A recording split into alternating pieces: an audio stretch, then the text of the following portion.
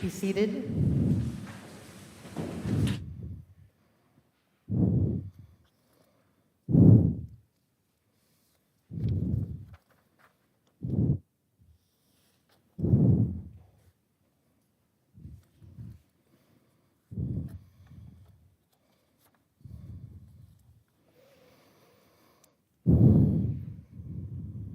Welcome. Welcome to this community of memory and hope, brought into being by the shared relationships to Adam Aslani.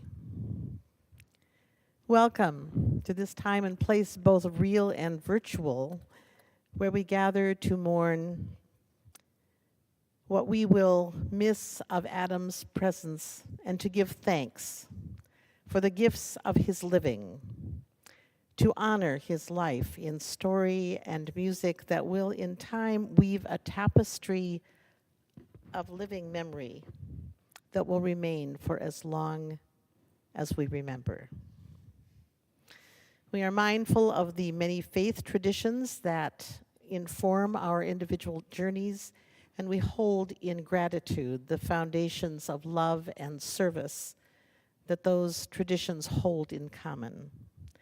And we also humbly acknowledge that we gather on the homelands of the Dakota and the Ojibwe nations, and we honor with gratitude the people who have stewarded this land and throughout the generations and their ongoing contributions to this region. In keeping with the Unitarian Universalist tradition practiced at Unity Church, we will light this chalice, which transforms oil into pure light and warmth, to remind us of our own living, transforming the stuff of this world into the love and activity of our daily lives. As we remember Adam, may today bring forth transformation in ourselves, from grief, healing, from memory, wholeness, and from honoring, love.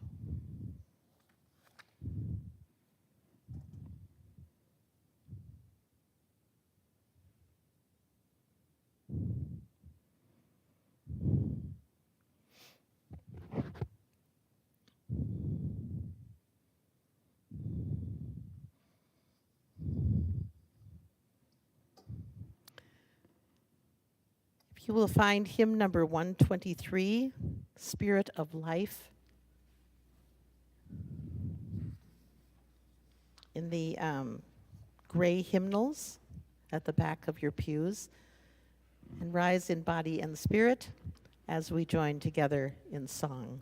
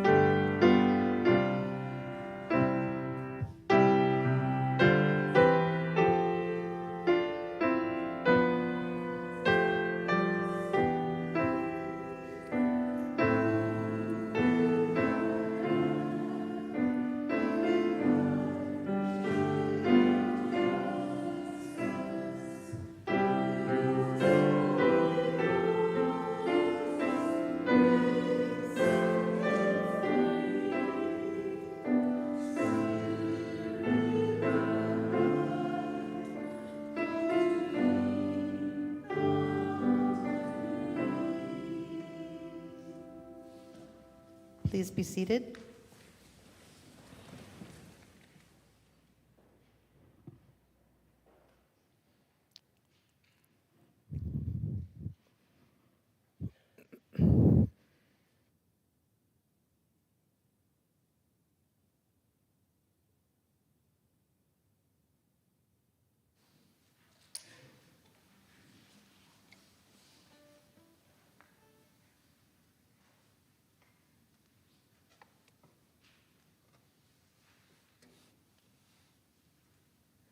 Sorry.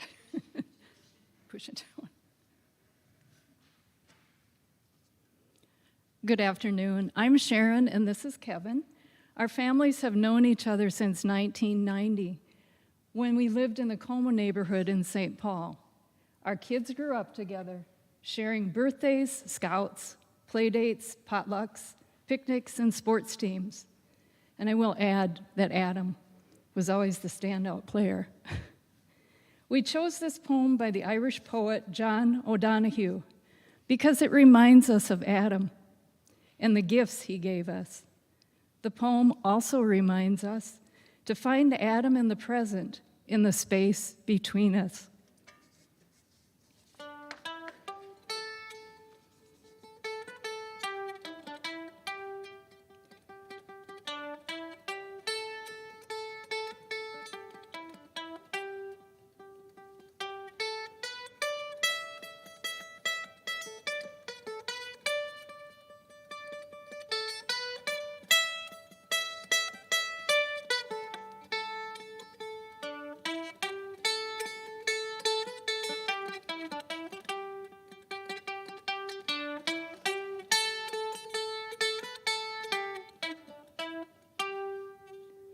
On the death of the beloved, though we need to weep your loss, you dwell in that safe place in our hearts, where no storm or night or pain can reach you. Your love was like the dawn, brightening over our lives, awakening beneath the dark, a further adventure of color.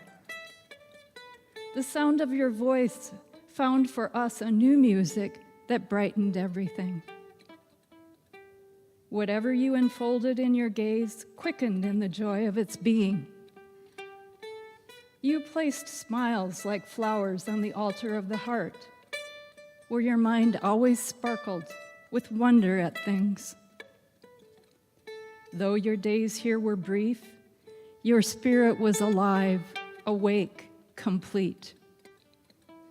We look toward each other no longer from the distance of our names.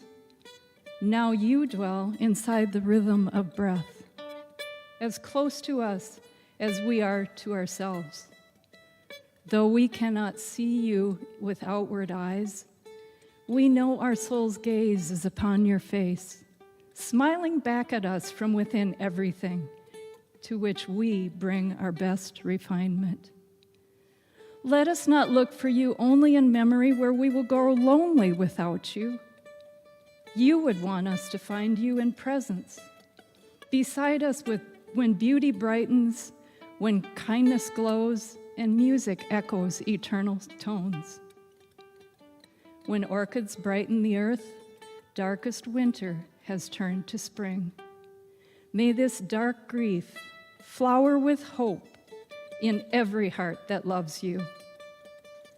May you continue to inspire us to enter each day with a generous heart, to serve the call of courage and love until we see your beautiful face again in that land where there is no more separation, where all tears will be wiped from our mind, and where we will never lose you again.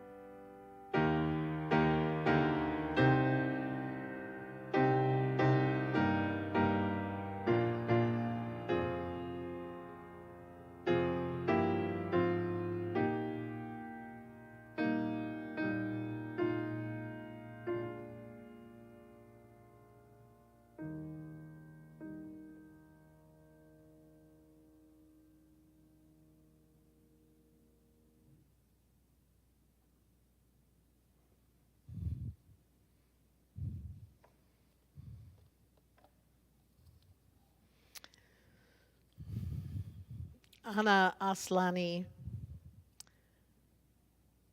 Adam's sister, had hoped to be able to be here and share the eulogy today.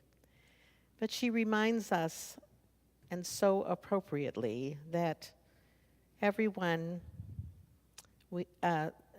she wanted everyone to know that everyone processes grief differently, and that today she is not ready. And so we hold her in our hearts and our love as she processes in the way she needs to. The beloved son and brother and friend, Adam Aslani, 36, passed from this world on October 15th, 2022, after losing his battle with mental illness. He was a true friend and confidant and would be dearly missed. Adam came into the world in the midst of an ice storm on the 19th of February, 1996 in Worcester, Massachusetts. He showed his passion for sports and exercise from an early age, playing baseball and soccer and basketball and golf recreationally, and continued with golf and basketball until his graduation from Como Park High School in 2004. He was also known for his love of street art, eclectic music, cycling, yoga, and snowboarding, and was beloved by his classmates for his sense of humor. After graduation, he attended the University of Minnesota Duluth, the Minneapolis Community Technical College, and St. Paul College. Although in time his illness limited his ability to maintain connections with his many good friends and prevented him from his dream of aiding others in their journey toward physical and mental well-being, the threads of loving kindness and caring, intelligence and thoughtfulness, and his sense of humor appear in the weaving of his life to the end. In a moment, we will hear stories that reflect these wonderful and defining qualities.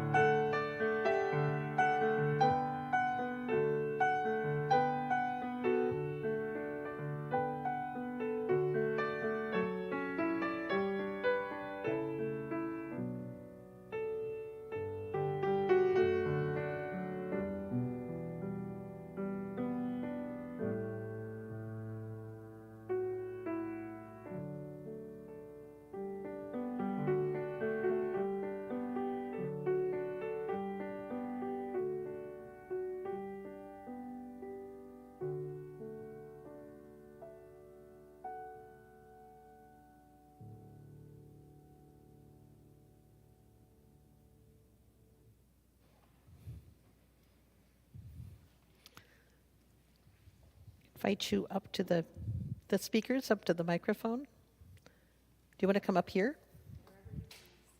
Okay, how about there?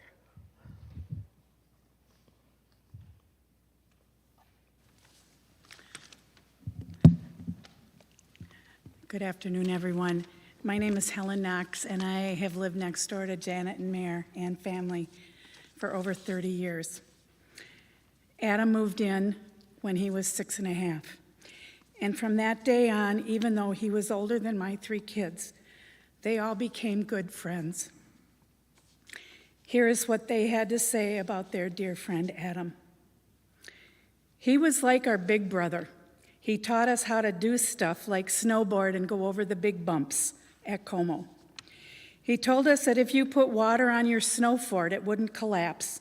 And he showed us how to make our bikes sound like motorcycles by putting cards in the spokes. Adam was the leader of the neighborhood. Everyone wanted to hang out with him. He would tell us funny stories and we would laugh like crazy. He was good at everything: golf, skateboarding, baseball, basketball, hacky sack, and we loved watching him. Besides all the sports he played, he was never too cool to put on a homemade costume and perform plays in the front yard directed by his sister Anna. And because he did it, all the other kids did it too. I was the youngest kid in the neighborhood and the only girl. Adam always made me feel included, important, and just one of the boys. We all looked up to Adam, and looking back, he was a huge part of some of our happiest childhood memories. We will miss him. Rest in peace, Adam, our neighbor, our friend, our big brother.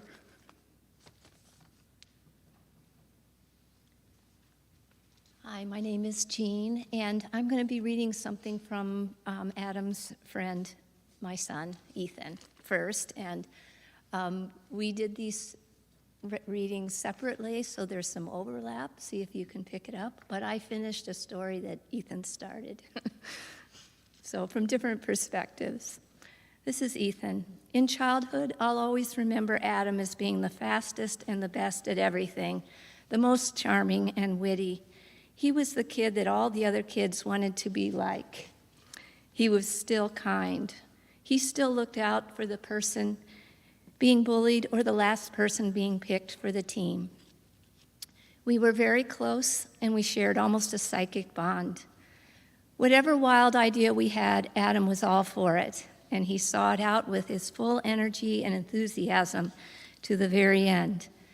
We developed a traveling juggling show called the King's Court Jesters and brought our act to perform at children's parties and youth events. We tried to make our own local St. Paul version of the Harlem Globetrotters and aspired to turn this into an animated series. In our coming-of-age ceremony at Unity Church, we decided to deliver our statement as a rap. We spent days writing and researching different spiritual thinkers, theologies, and philosophies to enhance our rhymes and our message. When it came time for us to deliver our performance, the sound system was not configured to our liking and sounded insufficient, so we decided to chicken out and ditch the performance altogether. We ran for the stairwell and out of the emergency exit in the back of the building.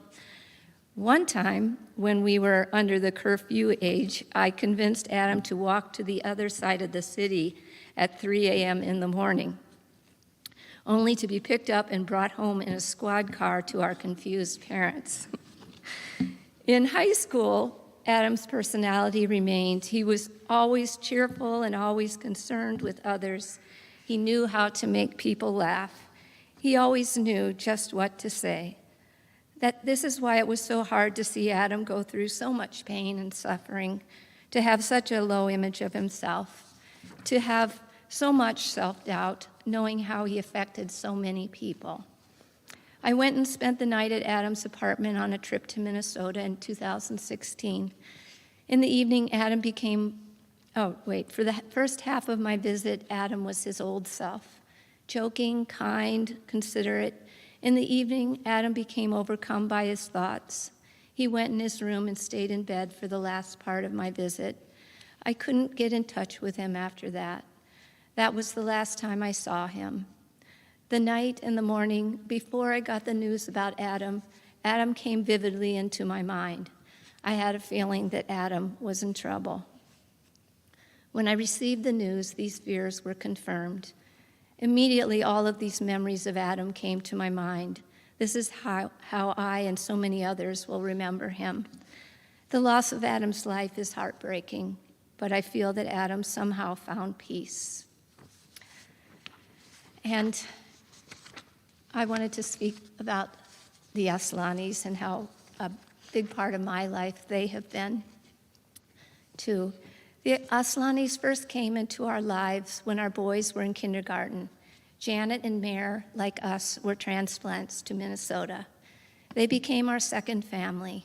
Water excursions, camping trips, and baseball were always a part of those years. Spontaneous dinner invites from Janet abounded. She taught me how to make my first pie. I learned to appreciate growing things from Mare. We spent almost every Thanksgiving together. I loved the gentle teasing and banter between the siblings and friends around the table and the political discussions of the adults. Janet and Mare made us feel like family.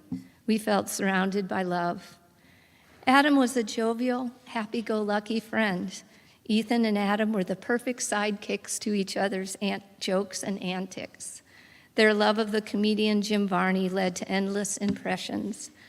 So in 9th grade, it was no surprise that the two would want to do a rap together for their coming-of-age ceremony at the church, normally a serious affair. But when it became apparent on the day of the performance that only one mic would be provided to the performers, the two rappers fled, seeking solace from this unexpected challenge to their artistic expression. This is the part of the story that Ethan did not complete. When they slunk back to church 2 hours later, Rob Eller Isaacs, the former pastor, was ready with a proposal. The two could perform at the Sunday morning service. They did, and they made quite an impression. Although the boys started to go off in different directions in high school and later the college years, they remained connected, and we, as a family, to the Aslanis. Even during those days when Adam began to suffer, he was ready with a witticism to impart to Joel, our youngest, passing his wit on to the next generation. Humor connected all of the children. I admired that Adam was doing everything he could to fight this disease. He invited and we joined him at the Mental Health Awareness Walk in Minneapolis.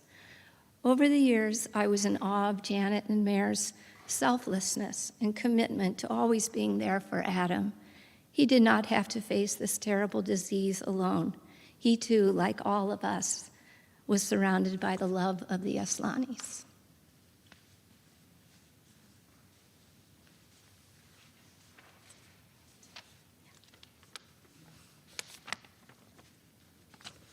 Hello, I'm Nancy Phelps, and my son Jason was a friend of Adam's, and what I'm reading is what he wrote, his remembrance of Adam. Adam was magnetic. He drew people in. He drew people in because he seemed to pull everything off so effortlessly. His jump shot, a work of art. He glided across blacktop and hardwood floors in every part of the Twin Cities, rising up from any part of the court and releasing that ball so it would drop softly into the net. That wasn't the only thing he could do. Adam could rip off a joke, think deeply on a dime, and turn a random drive through empty, darkened streets into the most technicolor, joyous adventure you've ever had. Adam also cared, with courage to boot. He cared deeply for the people in his life, and he suffered no fools. You could always count on him to be in your corner, even when it was hard. One of the worst days of my life was the funeral for my father. I put on a brave face, but it crushed me to talk to so many people while my father lay steps away from me in a coffin. That coincided with a hard part of Adam's life, too. Yet he was there with that magnetism he always had. His presence and support, the courage to be there, is part of what kept me going and is still with me to this day. Everyone here today is better for the years, months, days, hours, and minutes that Adam blessed us with his life.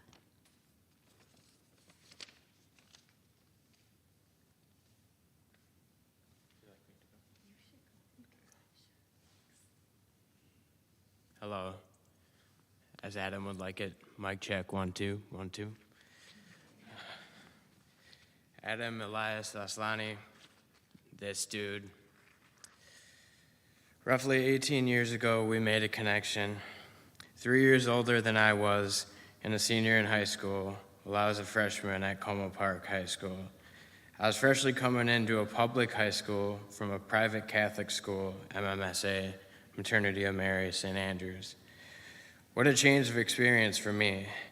I was learning the ropes and drastically being introduced to a new atmosphere and wide variety of people and personalities. What a contrast change, but a very enlightening one. I learned who a lot of the popular personalities were and where respect was given and earned. I learned acceptance and acknowledgement of different walks of life. One of my first elective classes was computer graphics in 2004. Not the same technological world as it is today. I was seated next to Adam and had already learned about him and how everybody loved him. Being a 15-year-old, learning and branching out was almost like being a little starstruck meeting him and knowing his great reputation. This is where we conversed and learned each other's love for art, music, sports, culture, and of course fun, in many forms young, curious teenagers are eager to get themselves into. Fast forward some time, we became closer friends, regardless of our age gap, and my pre-existing group of friends compared to his enormous, diverse group of great people. I wonder how Marcus, aka OG Secadala, is doing these days, Adam. Another classmate who was able to put smiles on faces with a unique personality just like Adam's.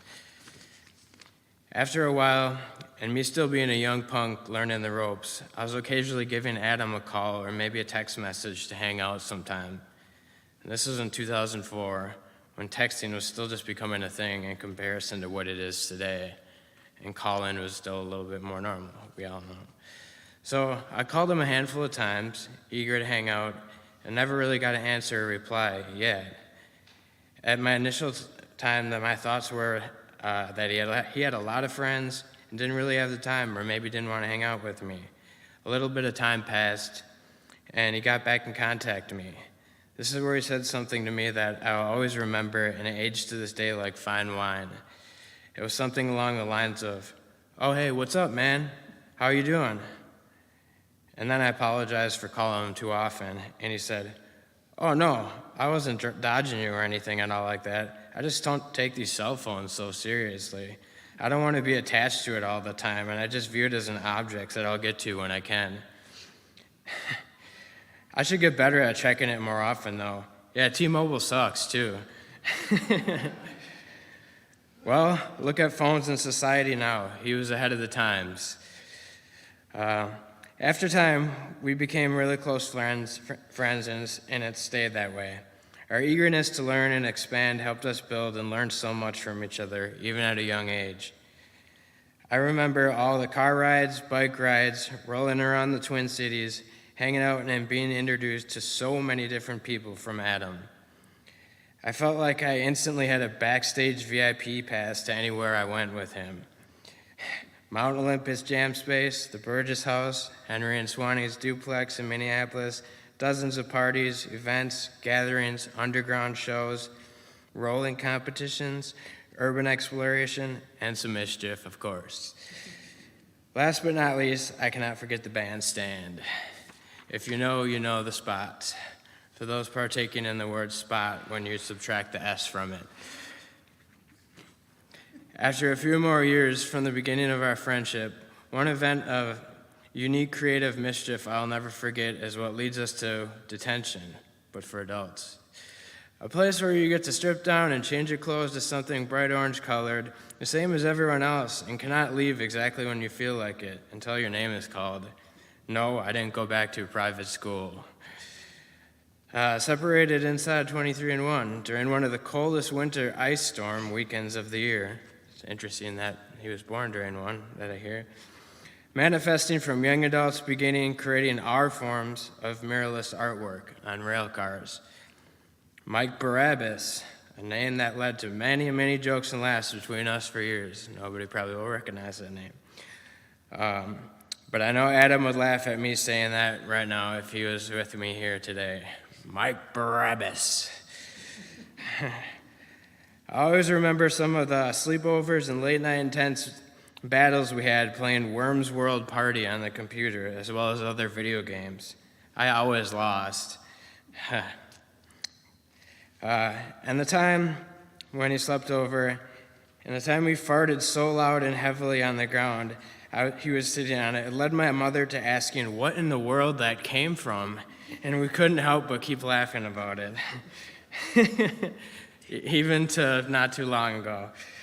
Also, listening to real hip-hop, drawing, painting, biking, playing sports, epic goofy ping pong matches.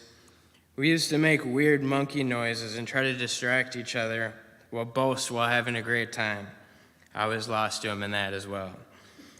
The freestyle rapping, beatboxing, skateboarding, even though I was trash, snowboarding, that was a little more comfortable to wipe out on for me, so I picked that up. Adam loved snowboarding and biking, which spawned in me as well. Thanks for letting me use your board for snowboarding class in college, Adam. The snow bunnies digged it. Anyway, the list goes on and on and on and on, like Slug from Atmosphere said. On many of the heavy snowstorms that we had over the years, there came other memorable times. Sometime around 2008 or 2009, the cities were hit with shy of a foot of snow. Adam had the bright idea that we hook up a rope to the back of Aaron Bain's vehicle, and pull him around the streets and let him snowboard like people do behind boats with jet skis, but on the roads. It was really fun and clever, but we decided to go into the fairgrounds and drive around because of all the fresh powdery snow with no car tracks or cars. It was awesome. But shortly after, our vehicle got stuck in the deep drifts over by the Coliseum. Eventually, after a bunch of maneuvering and pushing, we were free and decided to call it quits for the night, safe and sound. Adam had such clever wittiness and humor. He could catch you off guard with some great laughs and smirks. Another time I always remember regarding this is when we were at a house party, and I cannot remember how or what the exact topic of discussion was, but somebody had referenced us as white boys and jokingly calling us crackers. I was dumbfounded and still a bit shy, but Adam immediately said, "I'm not really a cracker, I'm more like a Triscuit." It sort of took me a while to catch on to the core wit and humor of what he meant until I thought about it, being that he is mixed and of Persian-Iranian descent from his father's side. He was one step ahead of me on that one, as well as probably a lot of other people, but it's still funny. Adam was my closest friend for the majority of my life. The amount of unique experiences he and I, as well as others, had is unmatched. In the 2010s time frame, we often had taken breaks from hanging out or contact, and he was working on himself. I, as well as many others, had our concerns and curiosity, but of course we gave him his space as requested. Adam and I always stayed in touch despite the longevity of not being in contact at times, sometimes months, years, days, or weeks. I knew he was going through some issues mentally and trying to figure things out with the help he hoped he put his trust in. Before and during these times, he had always jokingly stated things about himself and his monkey mind, or not feeling up to things, but I was too young and naive about this type of situation to really pull things together until declines progressed. And that's when I actually researched the term monkey mind. And Adam was so goofy and witty that it was natural for him to kind of clown on himself as a joke, so it took me a second. Anyways, Adam always had trust in me and remained in contact regularly until just not too long ago. We shared regular, long conversations on the phone, venting, joking, talking about the world, whatever. Whenever we talked, through text message, voice message, or phone calls, we always called each other this dude. Or we spoke to each other as we were in somewhat third person. For example, this dude is just making a feast for himself tonight. Whenever he would refer to me as Zach, it became natural for me to immediately associate with him being very serious about something or wanting me to listen closely. I love you, this dude. He was so unique, friendly, and caring for everyone. It is unfortunate that the troubles were an internal battle, a constant one that was fought for so long, and so quietly. Because of the unfair and horrid, unexplainable mental conditions brought upon from so many things that cannot or could not easily be solved or mended. Adam, if you're looking down, this is me being a perfectionist as well and trying to fit in so many memories into a speech that could easily be written in a book or two. Thank you for everything you taught me, you did for me, guided me, and all the great people we were able to create friendships with that were 100% worth it. A lot of you who may be listening know who you are. As much as he may not have been able to express it later on, everyone meant a lot to him, and we truly love and appreciated all the great memories and bonds. I'm going to continue to do my best to show love, appreciation, and understanding for everyone who deserves it. Groundwork, foundation that you, Adam, have taught me many moons ago. Until, or if we ever meet again, Adam, I will be excited to conquer wherever we construct an afterlife in harmony. We will keep your name and memories living on and on and on. You helped me heal myself more than you may have even known at many of my darkest times not so long ago. Even times you were probably hurting more than me. But I knew that you were perhaps the only person that I could go to that truly could understand the pain and suffering and how it felt. I suppose is a phrase you coined by noticing me as well as others shortening the term I suppose. That was one of his monikers he went by through his art. Goodbye, this dude. I wish I could have said that directly to you. I hope you're truly at peace and comfort, a simple thing that sometimes just isn't simple anymore. Sincerely, Zachary from the factory.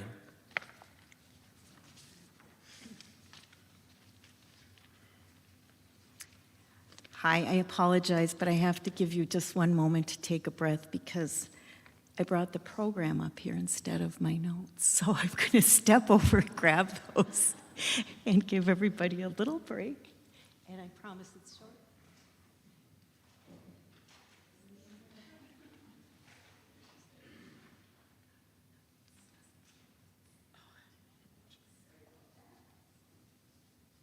If Adam was here, he'd maybe be doing a robot dance for you guys right now for this intermission.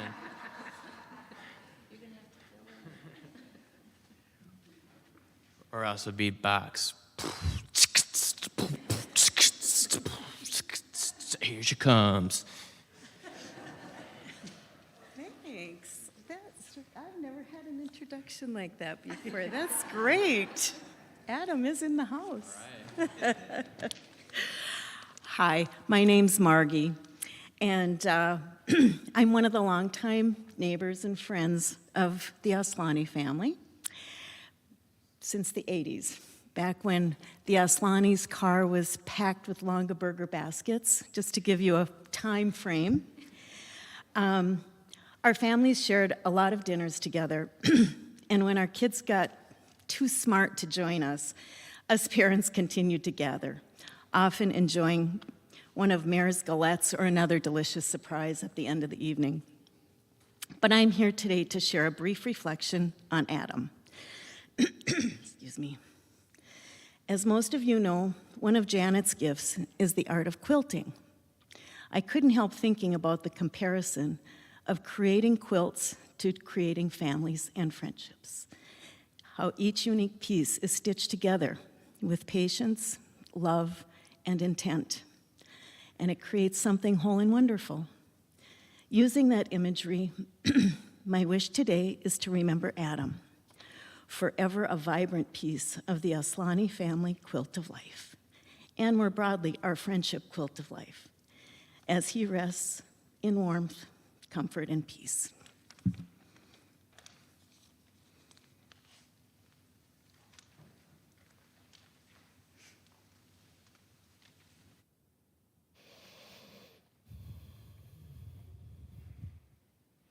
Thank you. Thank you all so much.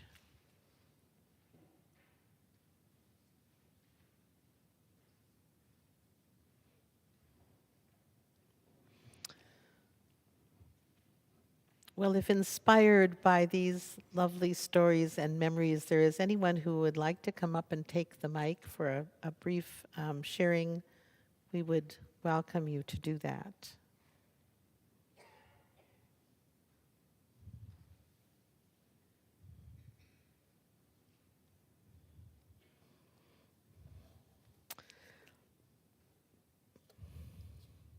Well, it is a tradition at Unity Church to share submitted memories at this time during the memorial service.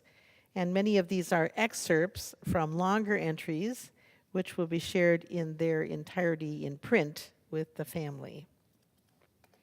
So the first sharing is from Uncle Tom Fish.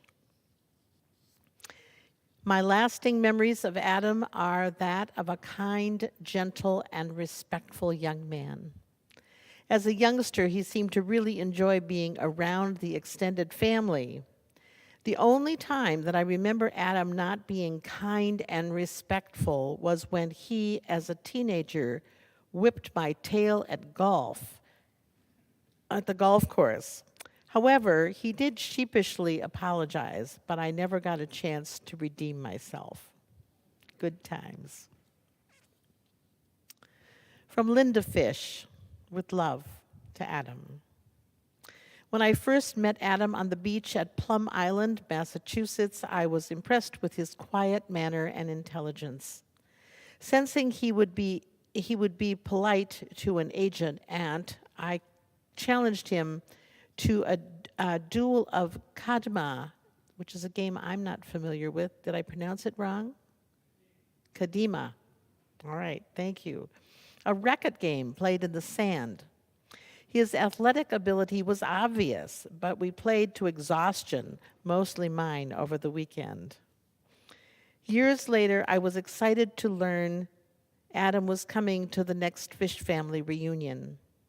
I knew he was struggling with some issues and understood that exposure to a large group, even a loving family, would likely be difficult. Late one evening during our family gathering, Adam suffered a meltdown. I followed him as he bolted out of the restaurant. When I finally found him, I encouraged him to return even though he was utterly distraught. He was very open in his anguish about his suffering. My heart ached for him as I naively groped for the right combination of words that would heal his spirit. Understandably, he didn't want to go back into the restaurant, but I told him of my resolve and that I wasn't leaving him by the pond at the dusk in the rain. He finally returned to the car with me. We ordered a pizza and ate and talked and talked and laughed. I was heartbroken on October 15th.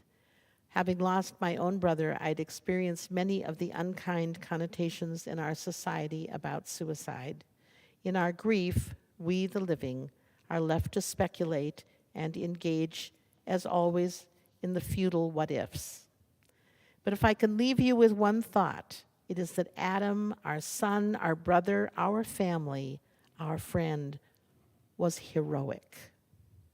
He fought damn hard battle for decades, and ultimately, this kind soul may have just gotten tired, but also sought a release for those who were epically devoted and loved him. Oh, and while he would likely disagree, I think I I won. I think I won the last Kadima match. And this from Jerry, Susan, Allison, and Peter Tingley. We have so many fond memories of Adam growing up. He and our son were born just 2 weeks apart. As young families, we visited each other often, and our kids played together famously. One of our most vivid memories is when the Aslanis came to visit us at our new camp in Maine. It was summer. The sand was used for the foundation of a new home that was used for the foundation of a new home, migrated close to the water, which formed a perfect sandy beach for Adam and Peter to use their Tonka trucks and bulldozers. They played together for days, moving the sand into castles and buildings, digging deep holes and making beautiful, serene Japanese gardens.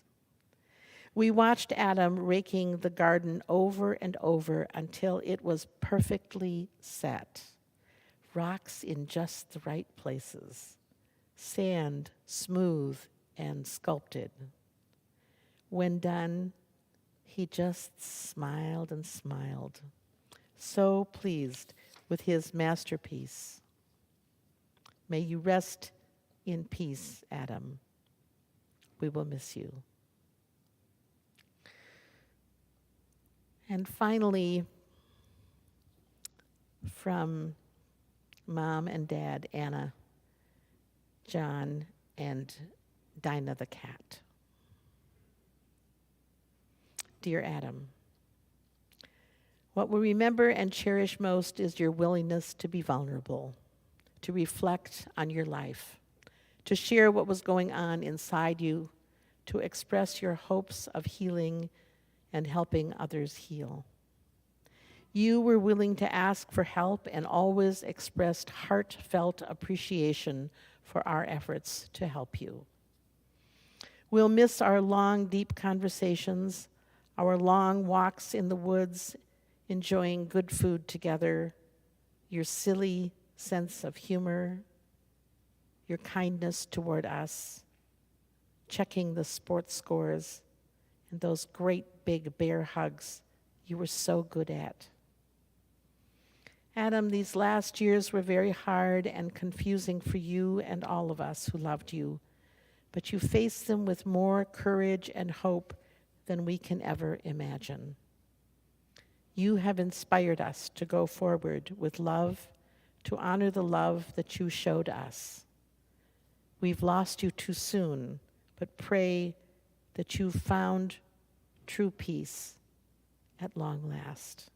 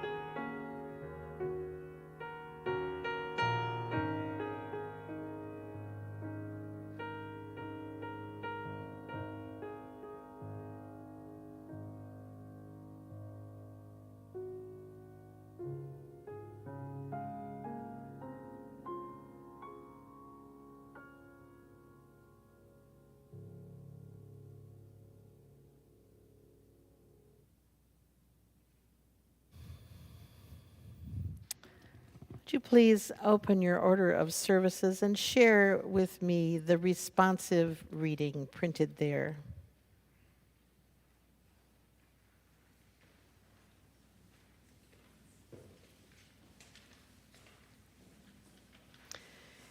In the rising of the sun and its going down, we will remember him.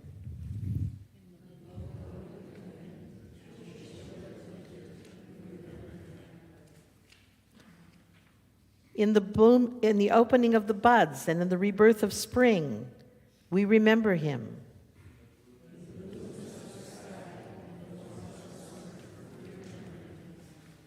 In the rustling of leaves and in the beauty of autumn, we remember him.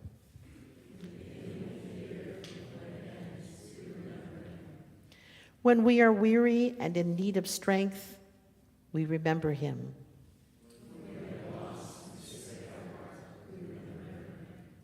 When we have joys we yearn to share, we remember him.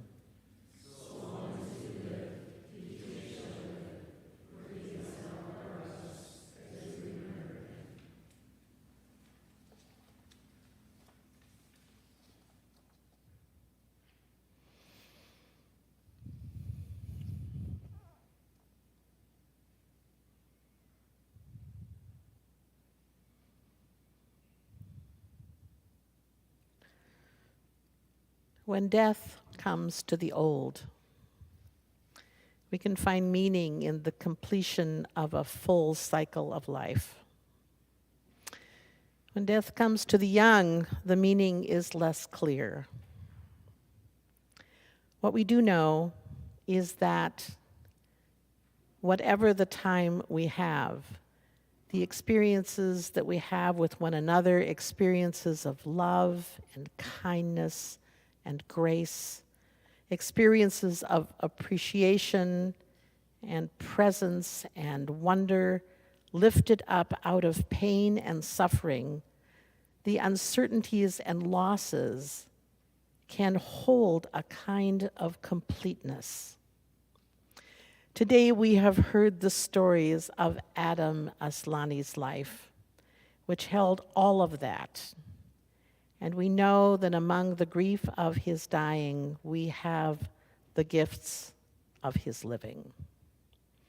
His unrealized dreams live among us, asking that we treasure both his memory and our own dreams, which we might still fulfill.